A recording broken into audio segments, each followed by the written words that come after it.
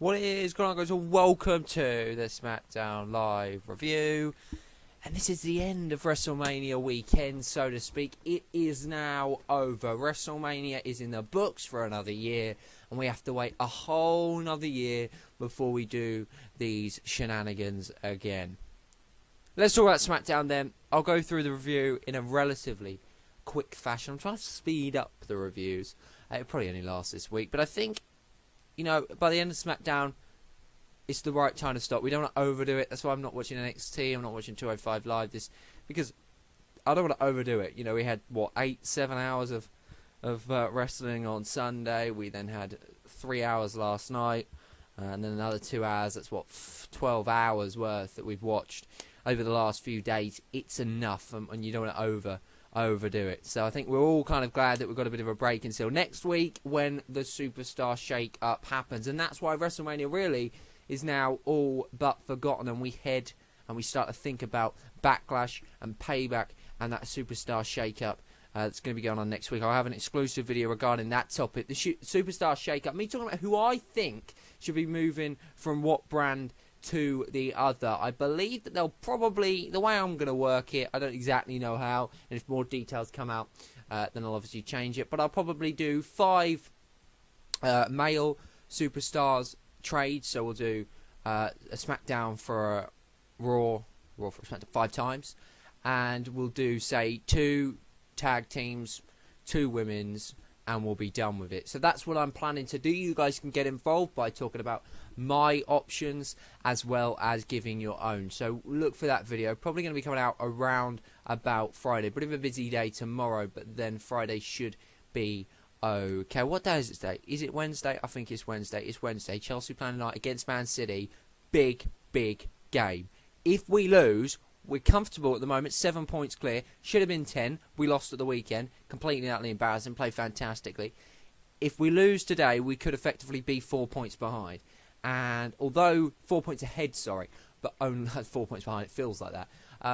4 points ahead, where you probably think to yourself, well, that's still a reasonably good bloody lead. But that would mean that I'm starting to really get scared that we might bottle this league.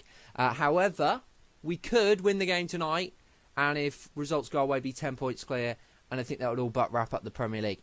So it's a big night, and yeah, it's just going to be an interesting one. Hopefully we can keep 7 points clear minimum, and you never know, maybe Swansea can do us a favour and we go 10 points clear, but that's completely irrelevant. And although I'm trying to keep this quick, I've spent the first 3 minutes talking about a load of shit. But let's talk about SmackDown. The Raw after SmackDown is always going to have a bit more buzz about it. But the Raw after SmackDown, the Raw after Mania, I've lost the plot. But SmackDown was a decent show tonight. Very, very good show. I don't think it was as good as Raw's. But it had its moments. And I always think SmackDown's a better paced show just because of the timing, really. You know, I can watch SmackDown in about an hour and 20 minutes, whereas Raw takes me well over 2 hours. So, yeah, I mean, in that regard, I think SmackDown always flows better. But then when you look at it as a whole, Raw was better this week, I think. But SmackDown at its moments. We start the show with Randy Orton coming out to the ring, cutting a little bit of a promo. Crowd were a bit split on Orton. I think he's stale at this current precise moment of time. I really, really do. And I don't think he has a level of consistency that a lot of top talent around him have, putting on fantastic matches. Time in, time out, and I don't think he has that at the moment. I mean, AJ Styles has it, John Cena has it, Roman Reigns to a certain extent has it, Seth Rollins has it, and I think Randy Orton doesn't. I think another one who doesn't is Dean Ambrose, and they're both quite stale at the moment. But essentially, Orton came out, spoke about winning the championship, the WWE Championship. I'm not happy about that, but I'm not going to dwell on it too much. Got to move on, got to get on with it. I'm not as angry with this as I am with Reigns, although I am pissed off that Wyatt seems to be. The thing is, he's not booked as shit. He is booked as important. He just never bloody wins enough. But essentially, Bray Wyatt cut another great promo and then challenged Orton to what was called a House of Horror or Horrors match. Lord knows what that is. But yeah, I mean, the fact that Wyatt's got his own stipulation for this match, he'd have to stay favours Wyatt. Are they going to take the title off of Randy Orton after about a month? I highly doubt it. The fact that Eric Rowan returned is another thing that probably goes in Wyatt's family. That said, I think it's a pretty safe bet, although an early call to say this, that Randy Orton retains in the House of Horror match, which I expect to be at Backlash. But, yeah, no, this feud continuing, sort of split on it. Yeah, I mean, I want Bray Wyatt to win the championship back. If he doesn't, then I don't really understand why we're doing this. But yeah, I suppose I don't mind it, but I do realise the outcome will probably not be the one that I want, which is so often the case when watching WWE. So, yeah, it looks like Wyatt and Orton will be considered. Decent way to start the show. And yeah, Eric Rowan coming back is certainly an interesting dynamic. The Wyatt family looking strong on it. And I'll talk about something else towards the end, which I was about to say there, which wouldn't have made any sense. Moving on, Naomi versus Alexa Bliss for the SmackDown Women's Championship. I thought it was a very, very good match. Enjoyed the match. Naomi sort of, feeling that injured knee. Alexa Bliss didn't really go after it as much as I thought she would.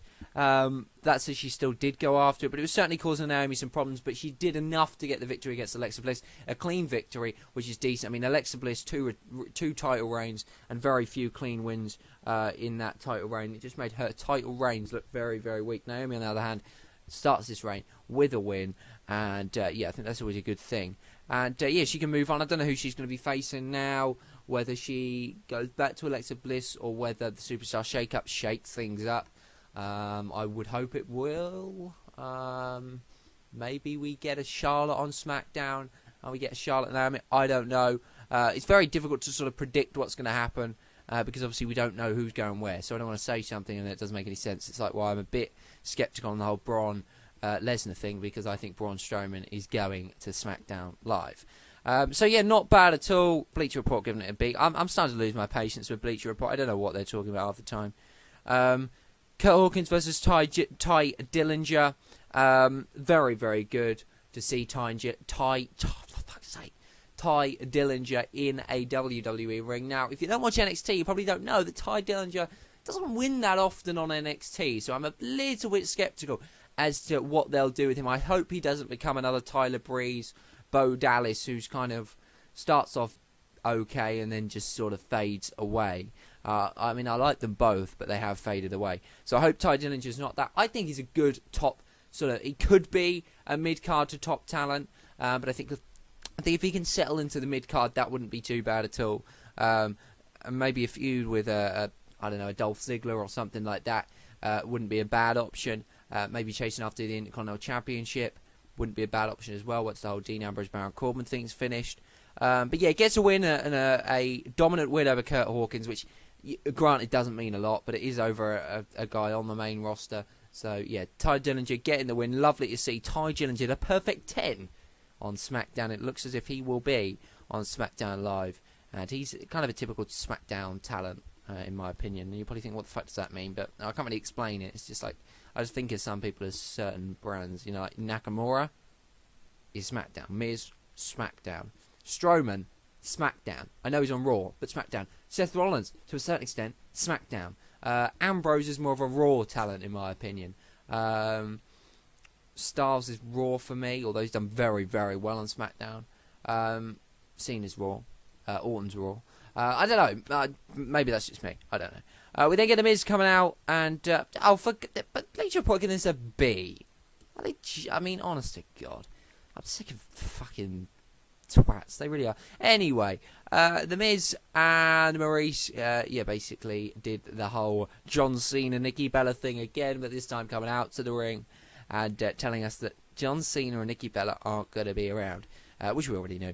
But no, very, very good. The Miz certainly over, and then bang, Shinsuke Nakamura's music hits, and it looks like maybe we're getting Miz versus Nakamura feud. Wouldn't mind that at all. That is a big, big compliment to The Miz, and just shows that WWE are very, very happy with the work he's doing at the moment. Nakamura, given his big entrance, and it was a very good entrance with the violin, it's an awesome entrance and an awesome moment. Bleacher Report have given it a B. They're moaning that Nakamura didn't do anything.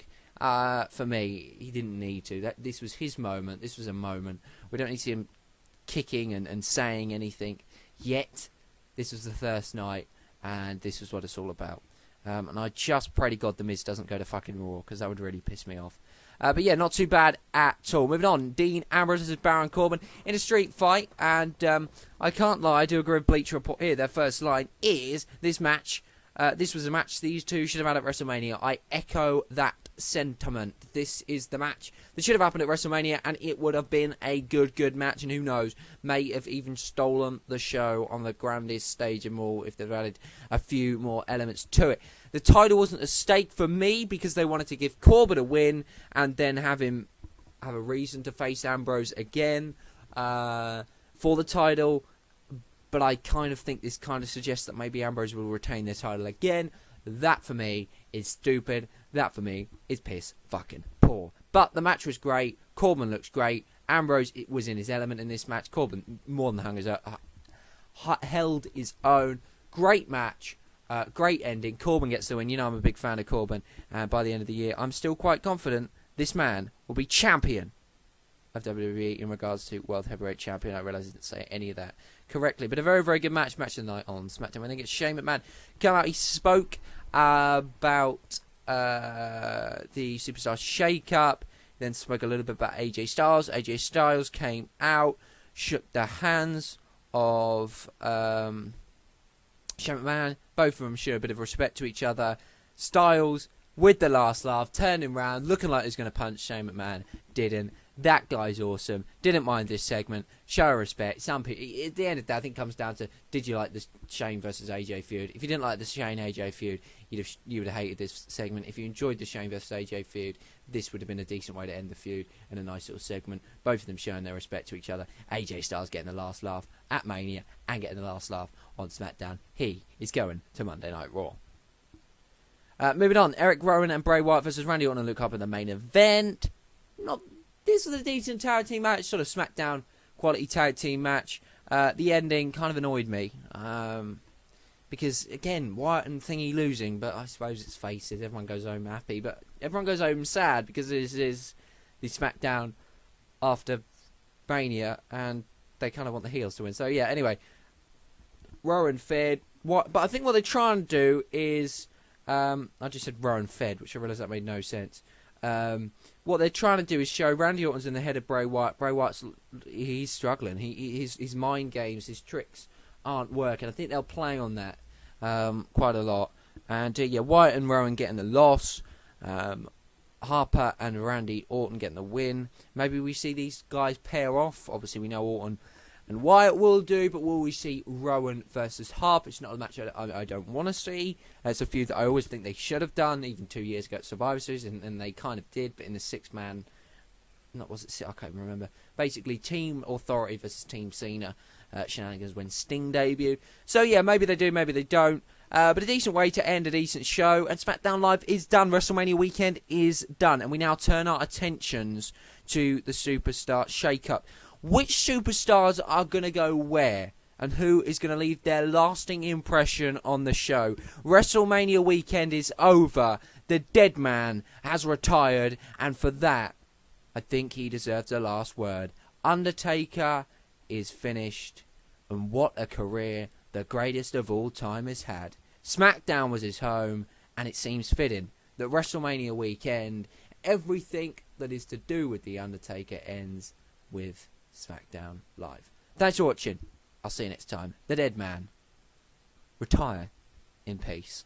See what I did there? That was kind of funny. Wasn't funny, was it? It's been a long few days, folks.